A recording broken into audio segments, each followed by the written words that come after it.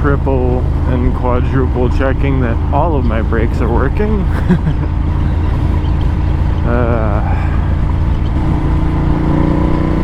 Hopping on a bike right now kind of seems like a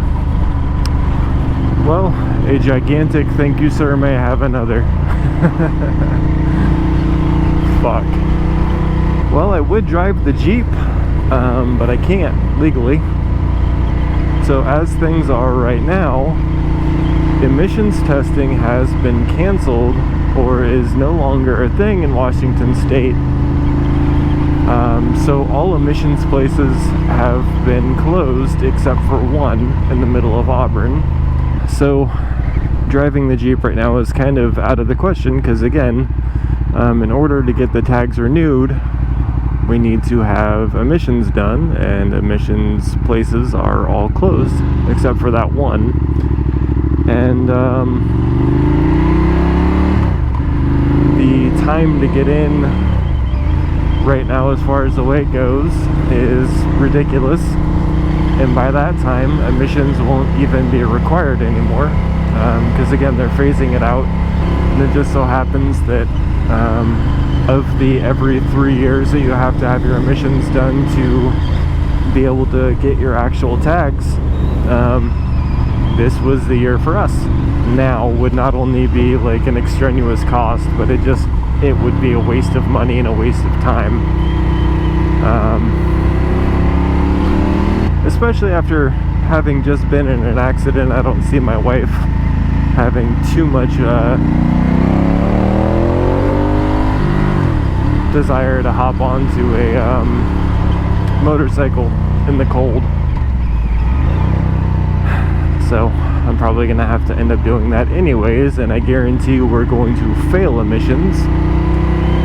And when that happens, well, it's going to be me having to put a whole bunch of VGR shit back on the Jeep that can't actually physically go back on now that I think about it. So that's going to be expensive. So we had an adjuster come out and take a look at the Transit. It is a complete loss. It is totaled. There was 4 inches of frame pushed in on the right hand side, or the passenger side, and that just frame damage alone is enough to total any vehicle, because the structural rigidity of the vehicle is obviously important. But further than that, with the bags having been blown, both of them, and then the turn signal stock got broken off when Whitney slid forward. Her hand punched the turn signal stock, that snapped. Both the headlights, as you guys saw, were shattered. So the really shitty thing is everyone's like, oh, well, thank God you have insurance, everything can be replaced. And ultimately, yeah, the biggest thing is that my wife is okay. That is a huge deal, right? There's absolutely no denying that. That 2018 Ford Transit had 11,000 miles on it. We paid for the thing outright, because fuck owing anyone money, fuck having monthly expenses. So we owned it outright, and we paid $58,000 for it a year ago. Actually, almost exactly a year ago. And that was, obviously 2018. So $58,000. And after 1 year of age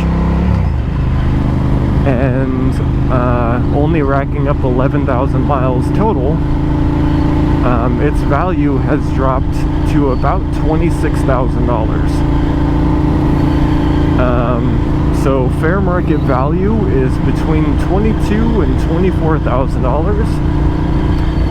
And we can expect it to take up to 3 months for them to cut us a check for $22,000. Or, we can have a totaled Ford Transit, and they would give us half of that $22,000, which would be 12 grand to fix it, which wouldn't even cover the airbags and the front body damage, let alone getting it on a frame rack and all of that other good stuff. So pretty much no matter how you spin it, we're losing about 30 grand. Yeah, so shitty situation the whole way around. Just one of those fucking things, you know. But again, you know, the massive amounts of money that we're losing aside, the biggest thing is that, you know, Whitney is okay. And again, she was only going maybe 20 miles an hour. And honestly, I think the majority of us wouldn't have been able to stop the way that things are in that intersection. I mean, if someone was to pull out in front of me right now, or here's another example, if I was going the speed limit, which I am not, and that was a cop, but if someone was to pull out in front of me right now, and I slammed on the brakes, am I really going to be too pissed off at the person that hit me behind me? No. So someone basically just hopped across an intersection. Dude in front of our illegal slammed on his brakes. Illegal slammed on his brakes. Wife slammed on her brakes. But big van, fresh rain. She slid. You know? And not really a whole lot you can do about it once you start sliding. So it's a shitty situation, and I personally don't fault my wife, though. Legally, she is at fault because she did hit somebody else. She was probably following too close, yada yada yada. But ultimately what it comes down to is she slid, and it's not like she was texting or you know, just not paying attention. She just genuinely slid into some guy, and again, I said it in my last video, unfortunately, they call them accidents for a reason.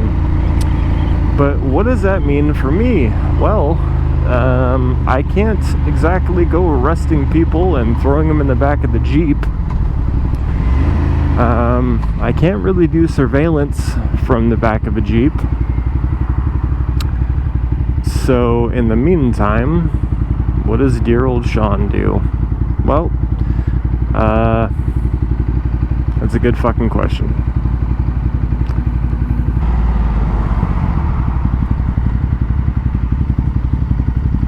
So as I pull into the shop and make my excessively wide U-turn, damn, someone's smoking pot just sitting right outside. It's bold. Though in Washington State, not illegal.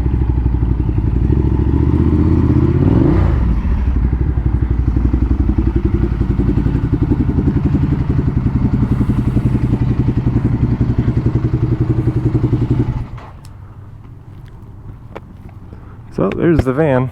That's where I got towed to. Fun. Okay. Oop. Thank you.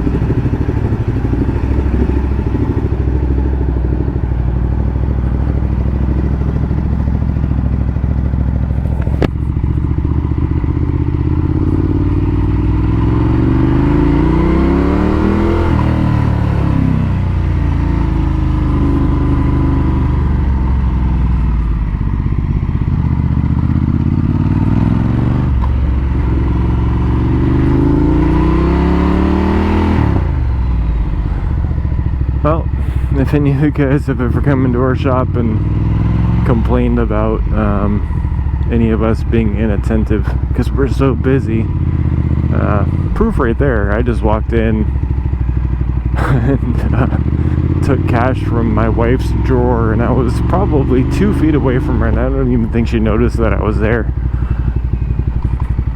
But she's, whew, something smells bad. She has been a little bit distracted today with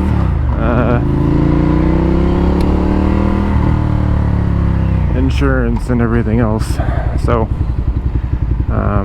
yeah.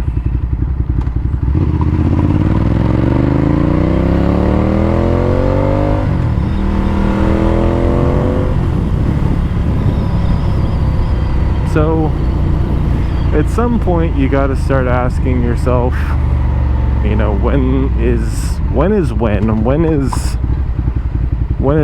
enough enough? When does it stop? Where does it end?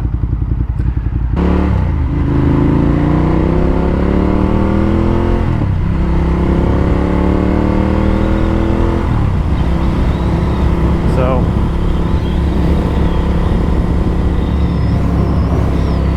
good friend of mine, and again, thank you guys very much for the donations. His life was taken by an illegal. My wife doesn't have anyone else to deal with as far as insurance goes because she hit an illegal. Again, the situation wouldn't be any different, illegal or not, but, you know, dude dipped because, well, he wasn't here legally. He was driving a stolen car with stolen plates, and he was operating a fake business as a landscaper. I mean, he really was a landscaper, but obviously doing it illegally. Really quick to find, by the way. He was really, really easy to find. A lot of people wanted video of that, but let's just say that I didn't record for a reason, or at the very least I'm claiming that I didn't record for a reason. Take that for what you will, I suppose. But in any official accord, there was absolutely no cameras rolling. So that's that. Sorry you guys aren't gonna get any body camera footage. And truth be told, I wasn't wearing a body camera, I wasn't wearing a vest, I wasn't wearing shit. I had the same, well actually I was wearing the same exact pants then that I'm wearing now. I have not changed my pants yet. And come to think of it, I think I'm still wearing the same fucking shirt. Greasy, grimy Sean Havoc.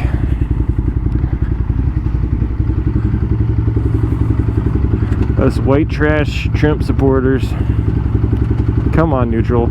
You fleeting son of a bitch. Yeah, whatever. And this is not a bike that you want to play any form of fucking balancing game with. I do feel a little bit out in the open right now. I guess, you know, because I am. So here I sit at the bank doing things that I'd obviously much rather be doing in a car with a gun on my lap. But it's the way that it goes. So anyways, again, you guys, to summarize my overall thoughts on this, you know, we would still be without the van regardless, and it would still have been totaled regardless of this guy's status.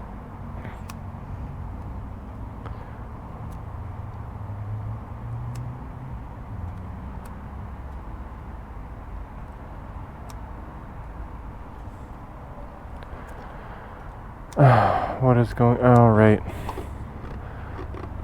So sometimes on the Ducati, if I'm too close to anything with tons of Wi-Fi, I kind of got to do like this awkward ass walk of shame. Or should I say roll of shame?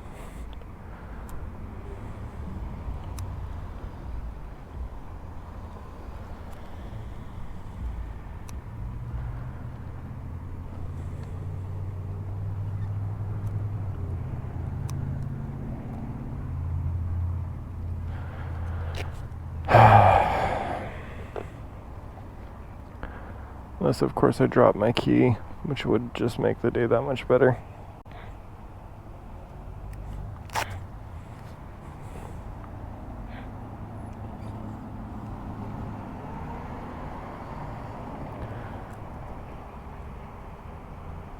Yeah, you see that? So, my battery is getting low. Son of a bitch. So occasionally, at least it was this way on my Panigale, if I was too close to a gas station, which is stupid because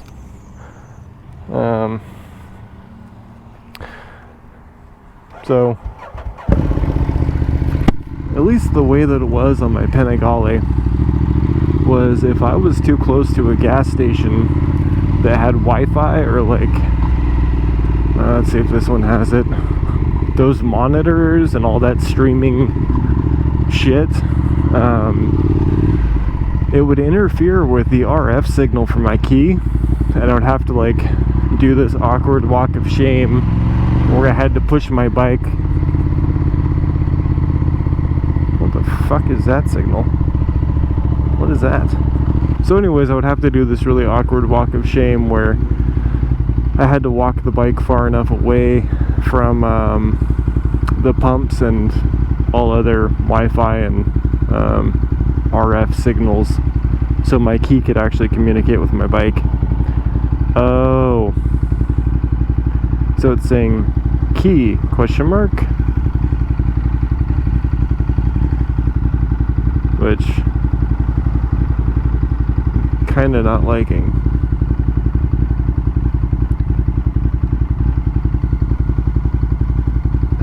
Figured out when I get home. It might be because I have two keys on me, or I don't fucking know. Alright, I was here before all of you. Kiss my ass. Or hit me. Go ahead. Make my fucking day. Yeah, I'm not liking the look of that key symbol.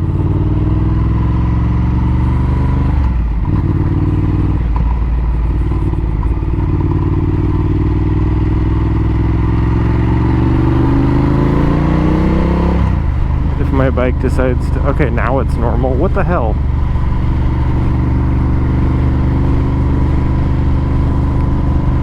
I don't get it. But time to change my battery anyways.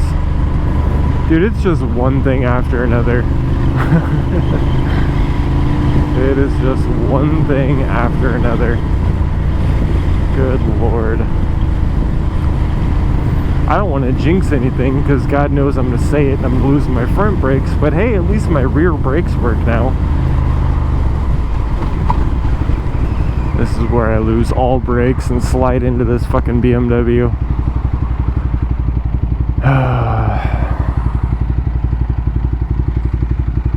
Yay, green light.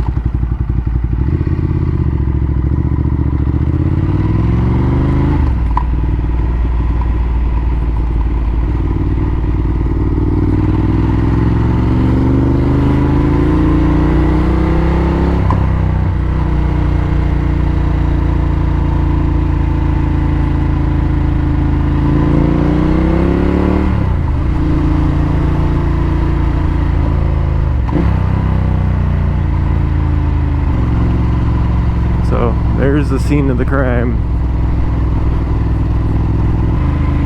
But again, you guys, it's one of those things where, you know, it would have happened anyways. It could have been anyone in front of her, but, you know, it's just kind of oddly coincidental that I happen to have been talking about it in a, you know, very recent moto vlog or two. And, you know, the whole insult to injury thing where dude thought he was just going to be able to take off without consequence. And I wouldn't be surprised if he has,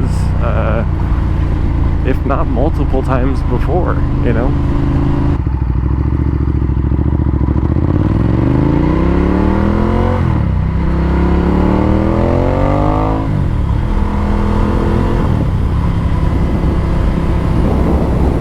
A lot of people asked if Whitney actually got ticketed, and no is the answer. She didn't. She got passed She counted by 5 different police officers, not just the same car. Bonnie Lake Police Department, Sumner Police Department, a different Bonnie Lake cop, and 2 Pierce County sheriffs. One cop initially pulled over, she said within like 30 seconds or so of it happening. So the cop said, "Are you okay?" She said, "Yes, I'm fine." Then he said, "Do you need me to call you a tow truck?" She said, "No, thank you." He said, "All right, I'll call this in." And that was at like 2:30. We didn't actually get a tow truck until 7. So no other cop actually came. It was actually the same cop that we were dealing with at the very end of everything. And the only reason that he pulled over again was because we were impeding traffic. And to answer another question, the reason that she was where she was because the fuel cutoff sensor, accident sensor thingy got triggered. So starting and moving the van was impossible because it kills power to the fuel pump. Just in case, you know, the event that you are in a rollover or something, your gas stays inside your gas tank and, you know, not all over you. So yeah, so the van was stuck where it was, could not start it. I tried 3 different times, and the van called 911 3 different times. But yeah, that cop only stopped because we were impeding traffic, and he wanted to see what was taking the towing company so long. And it wasn't until I told him that, hey, the other involved just kind of dipped, that he was like, "Oh, you'll probably need a case number for your insurance agency." And he really didn't want to know anything about anything. Didn't ask description, didn't ask for, dude's name, information, identifying marks, none of that. His only concern was the fact that, we were kind of sticking out of the road a little bit. So, yeah, that's what cops have to say in these kind of situations. And to you LE guys out there in other states, you might be better, but Washington State, fucking joke. Oh yeah, somebody broke into my bike.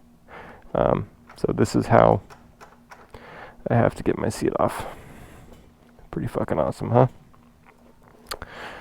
Go life. So yeah, that was another thing that I forgot to mention in any of my social forums or anything like that, but it seemed so fucking insignificant at the time.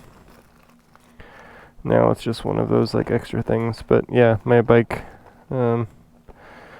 got broken into, I guess, question mark. Somebody took a flathead screwdriver to my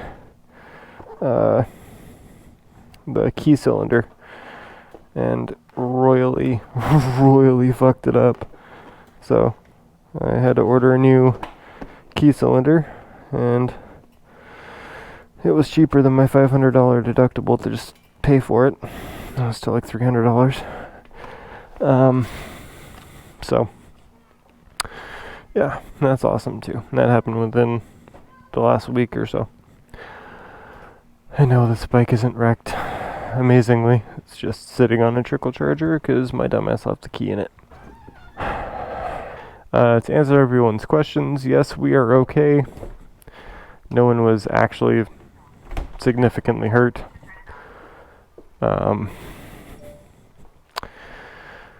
But things could have been a lot worse, I suppose. So, again, just thankful that my wife is okay. Losing $30,000 on that van obviously is pretty goddamn painful.